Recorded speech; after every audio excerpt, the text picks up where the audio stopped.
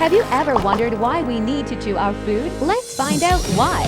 We will be using sugar of different sizes. Measure out 7 grams each of rock sugar chunks, rock sugar cubes, and fine sugar. Fill up a beaker with 200 milliliters of hot water for each type of sugar. Pour in the fine sugar into the beaker of hot water and time it. Stir constantly at regular pace. Record the time it takes to dissolve completely. Repeat for the rock sugar cubes and rock sugar. The fine sugar has already dissolved after 2 minutes.